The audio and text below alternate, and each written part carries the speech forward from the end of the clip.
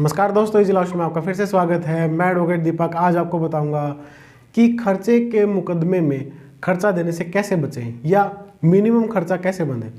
दोस्तों, खर्चे का मुकदमा जो है एक हथियार की तरह होता है एक वाइफ के पास, क्योंकि जब भी कोई मैट्रिमोनियल डिस्प्यूट होता है तो वाइफ की टेंडेंसी रहती है कि खर्चे का मुकदमा डले और मैक्सिमम खर्चा बंधे। तो ऐसे में हस्बैंड अपना बचाव कैसे कर सकता है? अब खर्चे का मुकदमा हथियार की तरह क्यों इस्तेमाल होता है? दोस्तों, मान लीजिए किसी हस्बैंड की इतनी पेइंग कैपेसिटी नहीं है जितना कि खर्चा बन जाए, तो ऐसे में क्या होगा कि भाई जो हस्बैंड है वो वीक पार्ट पे होगा और वो कॉम्प्रोमाइज़ के टर्म पे आ जाएगा। लेकिन अगर खर्चा जो है वो कम बनता है तो ऐसे में क्या होगा, वाइफ के ऊपर प्रेशर बन जाएगा और जो फाइनेंशियल प्रेशर वाइफ के ऊपर रहेगा उसके अंदर जो है फिर वाइफ कॉम्प्रोमाइज़ के टर्म्स पे आ जाएगी। तो दोस्तों, इसलिए खर्चे का मुकदमा वाइफ जनरली एक हथियार की तरह इस्तेमाल करती है। और अब बात रही है कि भाई आज का जो हमारा टॉपिक है खर्चा कम कैसे बंधे। दोस्तों, कानून में खर्चे को बिल्कुल ख़त्म करने का भी रास्ता है। वो अगर 3 कंडीशन जो 125 सेक्शन के सब सेक्शन में बताई गई है कि भाई पहला अडल्ट्री, कि अगर एक वाइफ अडल्ट्री में रह रही है तो उसको खर्चा नहीं मिलेगा। और दूसरी कंडीशन कि भाई वो बिना सफिशिएंट कारण के अपने हस्बैंड को, अपने मैट्रिमोनियल होम को छोड़ के चली जाए।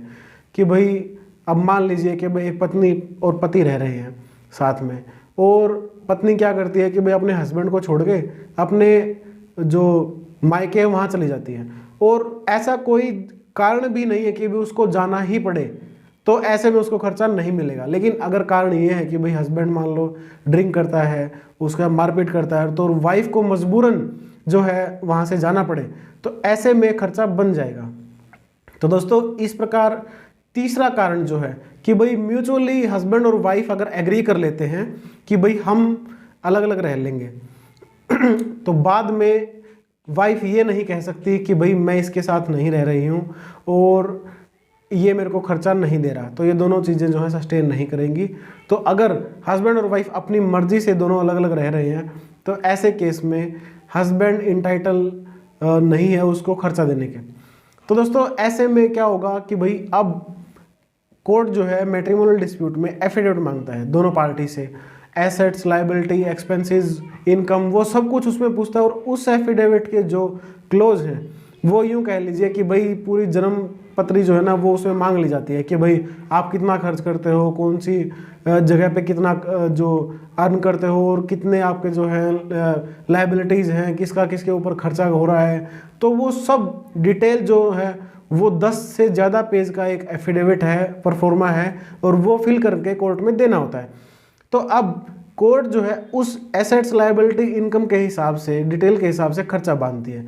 तो अब आपको क्या करना है, खर्चा कम बंधवाना है। तो ऐसे में आप जो है ऊपर वाले 3 स्टेप मान लीजिए आपके फेवर में नहीं है, तो आप और क्या कर सकते हैं कि आपका खर्चा कम बंधे। तो दोस्तों, अगर मान लीजिए आपके नाम जैसे कोई गाड़ी है, कोई बाइक है एक्सपेंसिव, तो आप उसको जो है अपने किसी रिलेटिव के नाम पे ट्रांसफ़र करवा सकते हैं। उसका कारण क्या है?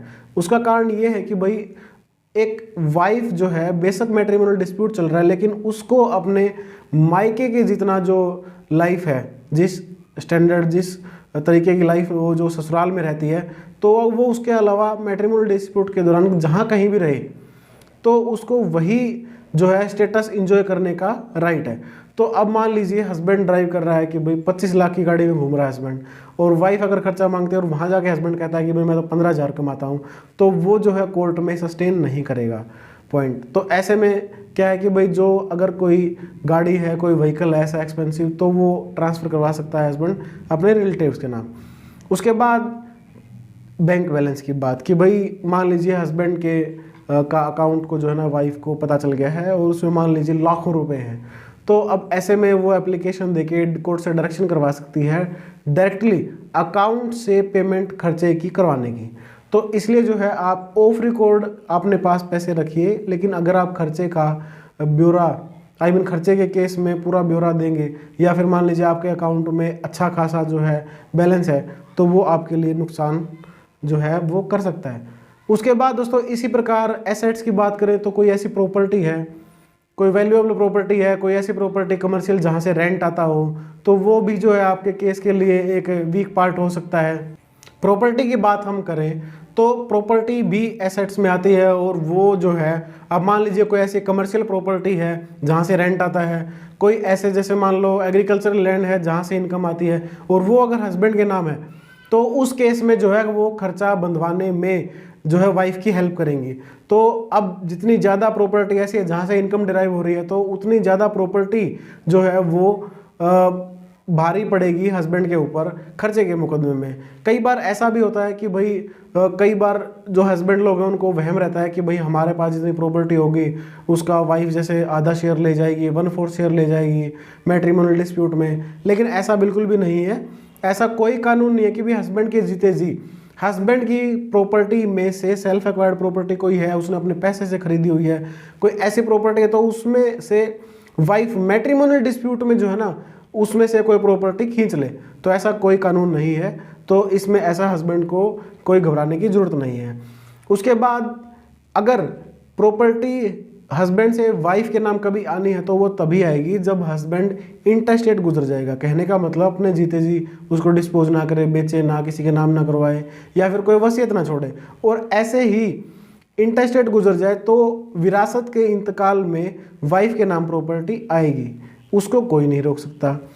तो दोस्तों अब उसके बाद बात रहती है बेदखली के नोटिस की। बहुत ही ट्रेंड में है चीज़। जो भी कोई मैट्रिमोनियल डिस्प्यूट में हस्बैंड और उसकी फैमिली आती है तो वो सबसे पहले यही कोशिश करते हैं कि भाई हम बेटे को बेदखल कर दें। तो अब बात ये है कि भाई बेदखल करना जो है वो कितना सही है। बेदखल करने से कानून में कोई बेदखली नहीं होती है, वो आपका कानूनी वारिस फिर भी रहता है। लेकिन एक पार्ट पे अगर मान लो हस्बैंड के पेरेंट्स जो हैं वो अर्निंग है, उनकी कोई पेंशन आती है, वो किसी जॉब में है, किसी सैलरी पे है, तो उनको जो है बेदखल कर देना चाहिए। क्योंकि अब वो जो है एक मैट्रिमोनियल जो डिस्प्यूट है उसमें वो लायबिलिटी नहीं बन सकते, वो उसके डिपेंडेंट नहीं बन सकते हस्बैंड के। लेकिन अगर मान लो वो अर्निंग नहीं करते हैं, वो डिपेंडेंट है, वो बीमार रहते हैं, तो हस्बैंड उनको अपनी जो है लायबिलिटी दिखा सकता है कि भाई मैं अपने पेरेंट्स को मेंटेन करता हूँ, इनका खर्चा उठाता हूँ। तो हस्बैंड को जो है उनकी जितने भी मेडिकल खर्चे होते हैं, उनका बिल जो उनको मेंटेन करने में खर्च होता है वो, या वो बच्चों को पाल रहा है तो वो, तो इस प्रकार से जितने भी खर्च हस्बैंड उठाता है वो सब खर्चे उसको नोट करने चाहिए, पक्के उनके बिल रखने चाहिए अपने पास, पूरा हिसाब रखना चाहिए, ताकि कल को जब मैट्रिमोनियल डिस्प्यूट में वो एफिडेविट फाइल करना पड़े तो उसके पास सारा ब्यौरा हो कि भाई उसकी इनकम कितनी है और उसके एक्सपेंसेस कितने हैं। फिर उस हिसाब से कोर्ट कंसिडर करता है कि वाइफ को कितना खर्चा मिलना चाहिए। तो इस वीडियो में दोस्तों आपने जाना कि भाई एक हस्बैंड अपना खर्चा कम कैसे करवा सकता है और खर्चा देने से कैसे बच सकता है। तो अगर आपको वीडियो में जानकारी सही लगी तो वीडियो को लाइक करना, चैनल को सब्सक्राइब करना, साथ ही बेल आइकन को जरूर प्रेस कीजिएगा ताकि हर वीडियो की नोटिफिकेशन आप तक सबसे पहले पहुंचे। Thank you.